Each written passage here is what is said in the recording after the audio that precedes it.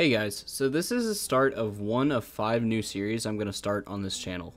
This one is called Give Them Roses. So if you were to pull any basketball fan off the street and ask them who the GOAT is, you would probably get the typical LeBrons, MJs, and Kobe answers. Even if you ask people who their favorite player is, you'll probably get Giannis, LeBron, Curry, KD, maybe some older players like some Tim Duncans and Reggie Millers thrown into the mix. But what about those lesser known players? The players that played just as well as Hall of Famers, but somehow names are almost never mentioned. Well, this is what this series is about. Looking back on some of the greats in the league that are underrated and weren't captured enough by the media. And finally, give them their roses. With the series premise being explained, let's hop into it with the player that is known for this exact thing. A player so dominant, yet never made an All-Star team, nor the Hall of Fame, but have people petitioning for him to retroactively be added to the Hall of Fame. Someone called the Kyrie before Kyrie, Rod Strickland. Rod Strickland is a bit older, which is another reason a lot of you may not know him unless he played for your team. During his junior year of college, Rod averaged 20 points at DePaul University before entering the NBA. According to the USF Bulls website, they state, prior to his time in the NBA, Strickland enjoyed a stellar career at DePaul. At 1987 and 1988 All-American pick. Strickland helped lead the Blue Demons to 4 straight NCAA tournament appearances from 1985 to 1988, including Sweet 16 showings in 1986 and 1987. The 3-time Blue Demon letter winner ranks amongst the program's career leaders in scoring average, 8th 16.6 points per game, 3rd in assist with 557, and 2nd in steals with 204. Strickland was part of the 1988 draft class, which wasn't too particularly noteworthy besides Steve Kerr. Even outside of Rod himself, the draft class as a whole is overshadowed a lot by the previous one, having David Robinson, Scottie Pippen, Reggie Miller, Muggsy Bogues, and many other Hall of Fame caliber names in 1987. Regardless, Rod Strickland was drafted 19th in 1988, not being in the lottery, but not being in the low first or second round either. Rod was originally drafted to the Knicks, but he jumped around from team to team, which also helped make him overshadowed, as he wasn't a centerpiece for any team he went to, and he didn't stay on any team long enough to become synonymous with that team either. Despite this though, out of the 17 years that Rod was in the NBA, 11 of those he made the playoffs. The only 6 times he didn't were his rookie year, 1998 when the Wizards, at the time called the Bullets, were only 1 win away from the playoffs, finishing in the 9th seed, and the other 4 years that the Wizards were just notoriously bad, regardless of Rod's efforts. Rod's playstyle helped add to his team's success. Rod Strickland's game was adaptable and versatile, so while the number of teams he played on seemed like a negative point, it's actually a positive when looked at it this way. Strickland was so well at fitting to his teammates that GMs around the NBA saw him as an easy puzzle piece they could plug into their team that could easily mesh and boost the team to the next level they needed. Strickland was known to be a problem for defenses. He was quick and masterful off the pick and roll. This allowed him to penetrate the defenses easily and throw defenders off their game. On top of that, he had legendary playmaking, being crafty and coming up with creative and innovative passes to his teammates. He was able to finish in the paint at any time, even when it seemed impossible. His court vision and basketball IQ were on the level of prime Chris Paul. And if you think that's an outrageous statement, you can hear it from the other greats themselves. Gary Payton and even Michael fucking Jordan said how he was one of the most difficult people to defend. When asked in an interview which player gave him the most trouble, he responded, Rod Strickland, by far. He was a great point guard, he was getting to the paint whenever he felt like it, and was strong, very strong. He was really crafty. And you thought that you could do things to him, but you couldn't. You couldn't guard a guy like that. He was so underrated, and he didn't make the All-Star team, but he was good. In my office, I got Rod Strickland's jersey up because I respect him that much. When Michael Jordan was asked a similar question, he responded in a similar manner.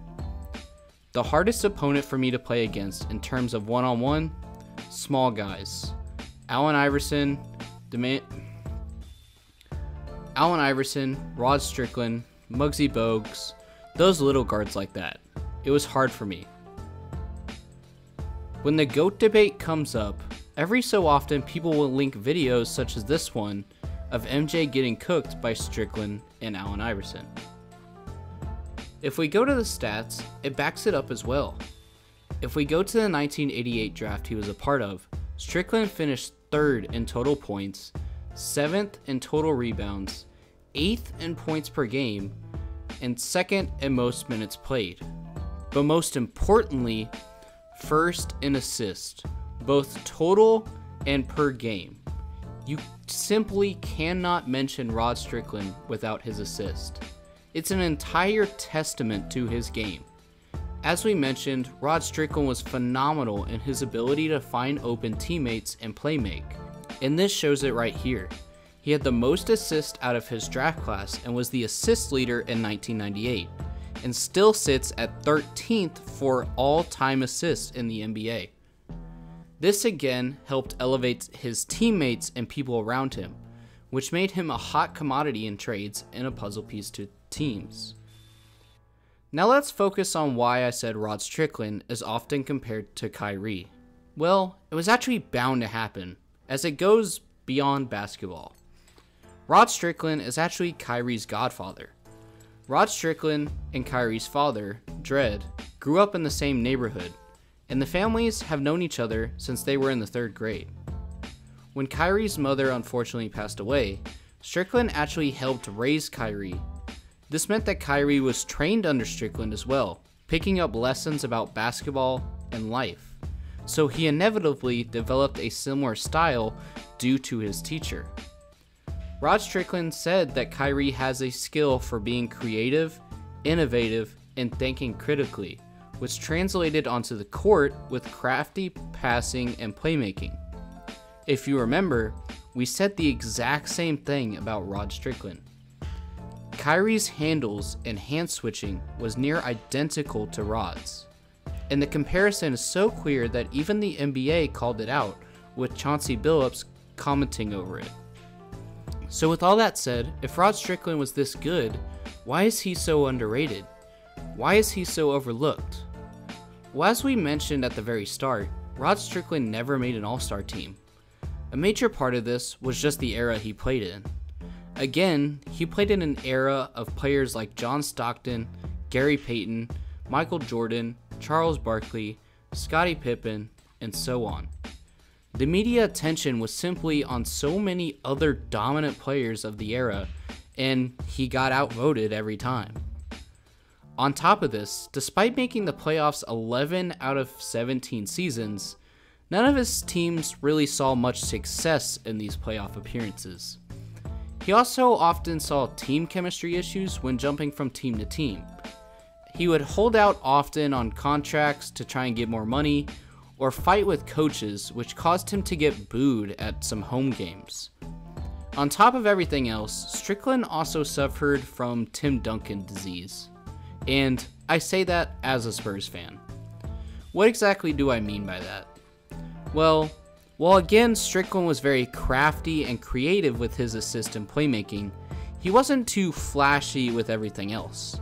He was efficient and consistent in his scoring, but not really in an exciting way, which led to not many highlight reels or high levels of excitement. Again, much like Tim Duncan always winning, but not really being exciting. Rod Strickland also was only typically able to score in the paint, with a very poor three-point percentage, which defenders often exploited. With all of these reasons combined, Rod Strickland was never inducted to the Naismith Hall of Fame, but he was inducted into the local New York Basketball Hall of Fame. So in conclusion, Rod Strickland was a phenomenal player with amazing talent. However, due to the era he played in, he was often overshadowed by people with more of an exciting game, which gave himself less media attention and recognition as he bounced from team to team. This made him stay in the shadows of other great players, resulting in less accolades and no all-star appearances. But he still deserves his praise for his excellent time in basketball that he still continues to this day as head coach of the Long Island Sharks. And for that reason, Rod Strickland, we give you your roses. Anyway, I hope you enjoyed this video, guys, as again, this will be the start of a series on the channel. I can't promise how consistent I will be uploading this series, as again, the semester for school has just started, but we'll see what happens, because I do think this will be a cool series. And also check out the other series that I'm going to be starting on this channel. And with that being said, like the video if you enjoyed it, subscribe, share it around, all that good stuff. We just reached over 700 subs. I'm trying to hit 1K by the end of the year, and I will see y'all in the next one. Peace out. This is not okay. This needs to stop now.